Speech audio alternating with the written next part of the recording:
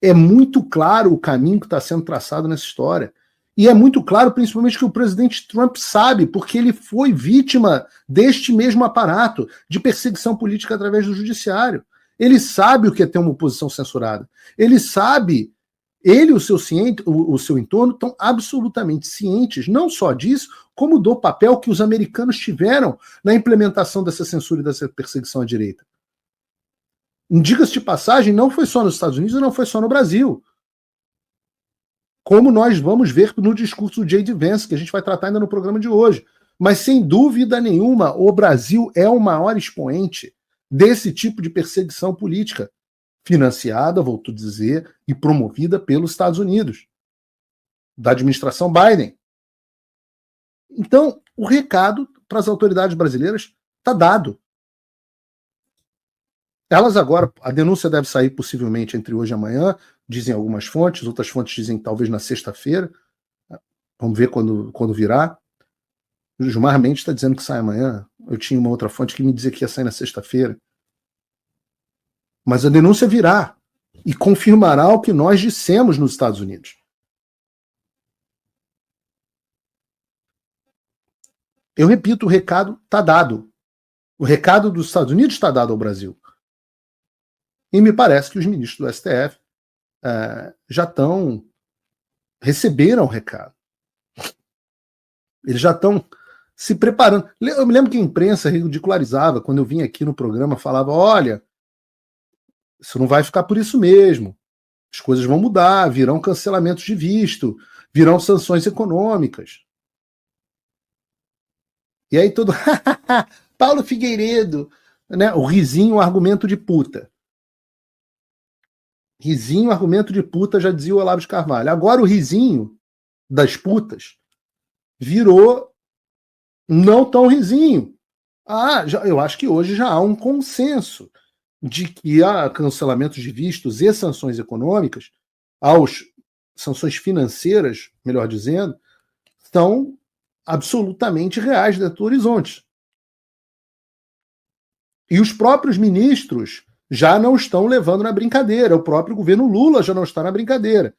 Na semana passada, nós tivemos a notícia de que Lula avisou a Moraes para ele não viajar para os Estados Unidos. Quem tem medo.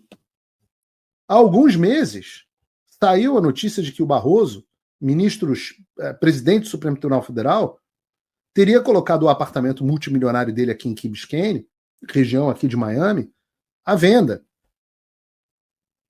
O apartamento ficava no nome de uma empresa, está levantado, eu recebi um relatório até com o nome da empresa, os bens dos ministros já estão levantados, administrado pelo filho dele, Bernardo. E veio a informação de que o apartamento teria sido colocado à venda, o que indica que o Barroso já está se preparando para se desfazer dos ativos dele aqui nos Estados Unidos.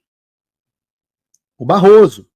E agora saiu essa notícia, trazida pelo canal Ancapso, e eu não posso confirmar, porque eu desconheço a fonte de verdade aqui. Eu até gosto das coisas que o canal Ancapso coloca, meu padrasto adora eles. De vez em quando eu assisto também, e, obviamente não é a mesma forma de visão, mas eles colocam coisas legais. E segundo eles, ele diz que teria uma fonte muito boa de que o Alexandre de Moraes estaria transferindo seus ativos do BTG Estados Unidos para o BTG Brasil. Bom, vamos assumir que essa notícia seja verdadeira, o que eu repito, eu sou sempre rigoroso com vocês, eu não tenho como comprovar. Ele diz que tem uma fonte, então a credibilidade nesse assunto não é a credibilidade do Paulo Figueiredo, é a credibilidade lá do Ancapso. Mas eles disseram que tem uma fonte que confirma as informações. Vamos assumir que de fato existe, o Alexandre de Moraes tem ativos no BTG Estados Unidos. Eu acho interessantíssimo que o ministro do Supremo Tribunal Federal tenha ativos dolarizados. Ou seja, enquanto o povo brasileiro se arregaça vendo o patrimônio derreter em dólar, né, o dólar sobe, o real se desvaloriza, o seu patrimônio vale menos. Mas o do Alexandre não. O do Alexandre estaria muito bem obrigado com os ativos dele dolarizados. Então, se essa notícia for verdadeira, pelo menos a gente fica feliz né, de que o Alexandre agora está embarcando no mesmo barco que a gente. Que eu também tenho muito ativo em real. Que você bloqueou, né, Alexandre? Então, pelo menos agora a gente sofre junto com a desvalorização do real. Né? Ninguém solta a mão de ninguém. Agora, o mais relevante nessa história é que eu já percebi nesta e em outras oportunidades, como no próprio caso da extradição do Alan dos Santos, que o Alexandre e os demais ministros do Supremo Tribunal Federal não sabem porra nenhuma de direito internacional. Não sabem porra nenhuma. Eu sei muito mais direito internacional, de como funcionam os mecanismos de cooperação internacional do que eles. Por isso que eu sambo na cara deles e os caras não conseguem fazer nada comigo. Aliás, acho que dá para eu dar esse teaser, como a gente diz aqui, nessa provocada aqui. Eu quero chamar a atenção para isso. Reparem sobre como o desconhecimento do funcionamento do direito internacional e achar que podem tudo vai ser a ruína do Alexandre de Moraes. Esse vai ser o nosso gatilho e aguardem. Eu não vou... Tudo que eu falo é o que eu sei que vai acontecer. Eu não falo coisa de tic-tac, etc, etc. E nem estou falando isso porque não depende de mim, única e exclusivamente. Mas prestem atenção, ouçam. Eu travei? Não. Ouçam o noticiário das próximas horas, ou dias, em tese horas, sobre como o desconhecimento do funcionamento do direito internacional vai ser o calcanhar de Aquiles do Alexandre. E especificamente sobre esse ponto, sobre a retirada de patrimônio dele dos Estados Unidos, meu Deus do céu, não adianta nada! Deixa de ser burro! Não tem nada que você possa fazer. Vou entrar no meu modo professoral, tá? Eu acho que não tem ninguém no Brasil que já tenha estudado mais esse assunto do que eu.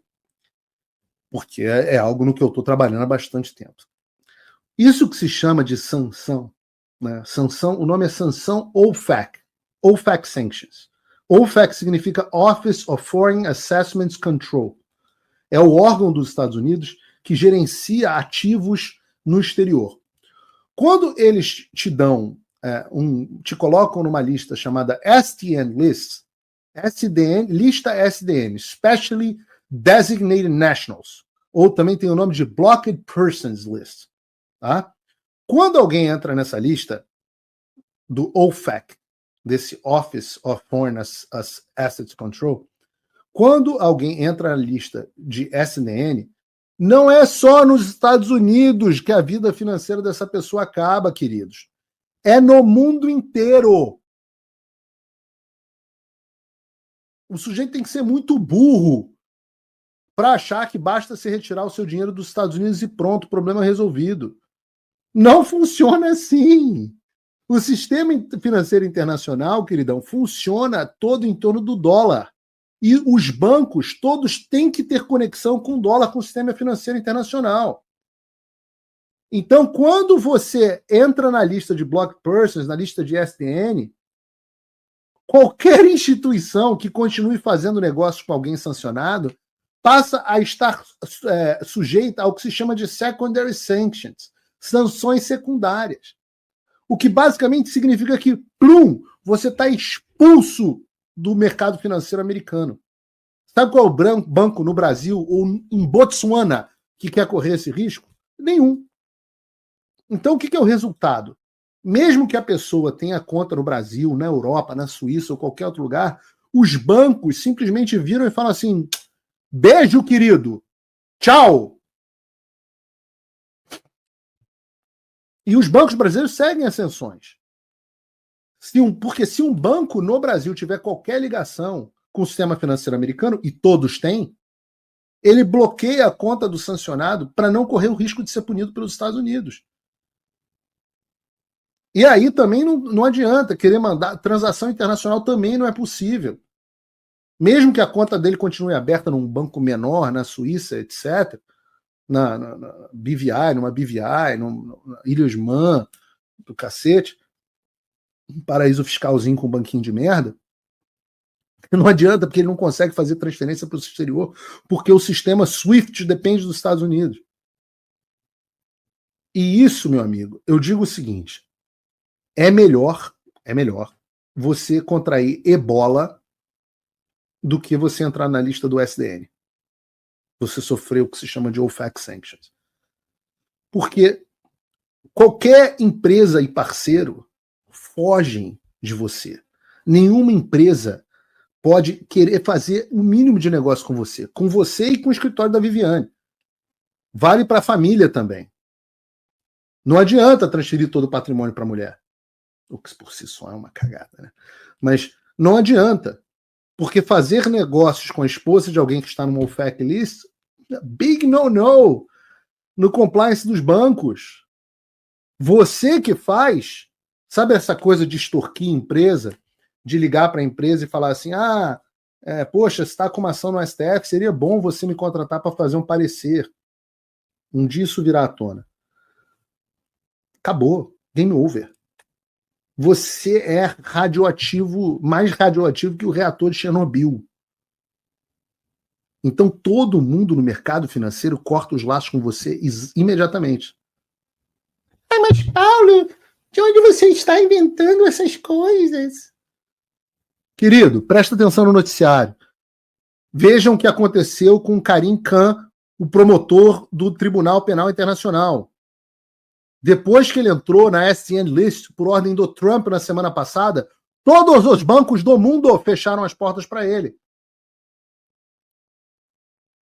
E aí você faz a conexão. E você vê que a razão para a ordem executiva do Trump contra o Khan, contra o cara do Tribunal Penal Internacional, pode ser idêntica a uma ordem emitida contra o Alexandre. Dá para copiar e colar a decisão.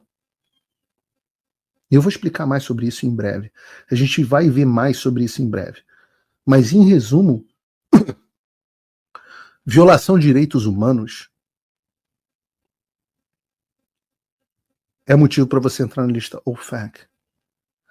Utilizar as cortes de um país exterior para evitar o devido processo legal americano é exatamente o motivo pelo qual o cara do Tribunal Penal Internacional, esse Khan, sofreu a sanção. E é exatamente nisso que eu tenho trabalhado todos os dias da minha vida. Todos os dias. A gente ainda não chegou lá. Eu tô avisando que a gente ainda não chegou lá. Mas eu tô otimista pra caramba. E a cada ordem de censura, a cada denúncia aloprada, o Alexandre me ajuda. Na prática, quando vier a sanção OFAC, o cara vira um pária, sem conta bancária, sem acesso ao sistema global. Bloqueio é mundial. Não tem nada que a caneta dele possa fazer. Eu deixo claro, a gente ainda não chegou nesse momento de atingir esse objetivo contra o Alexandre, mas esse é o objetivo. O objetivo é tornar o Alexandre um leproso, um radioativo dentro do Brasil. Qualquer um que se associar a ele também vai ser punido. E muito mais coisa vai surgir no meio do caminho, mas esse certamente é um dos objetivos finais. Que ele sofra sanções OFAC. Mas e os vistos? Claro, os vistos também. Mas uma coisa é uma coisa, outra coisa é outra coisa. Uma coisa é um tiro de 12, a outra é uma bomba atômica. Eu digo para vocês, eu sou só um pobre jornalista. Mas se eu conseguir fazer o que eu estou tentando fazer, nada mais no Brasil vai importar. E por que é fácil? Por que não vou dizer que é fácil, mas por que é possível? Não é difícil eu dizer que essas coisas são possíveis. Ora, eu já disse a vocês, o Alexandre está surfando em uma onda, estava surfando em uma onda, essa onda se dissipou. Acabou o apoio de Joe Biden, acabou o dinheiro da USAID para financiar a censura no Brasil. Acabou esse negócio de tirar a empresa americana do Brasil na base da porrada, como fizeram com o X, de tomar ativos de empresa, decisão via postar decisão no X. Acabou isso sem repercussão. Acabou essa onda. Acabou o apoio, acabou todo mundo batendo palma para censura. Não é. As pessoas perguntam quem está por trás do Alexandre de Moraes. Hoje nós sabemos. E nós sabemos que o Alexandre de Moraes é o sintoma no Brasil de uma doença global.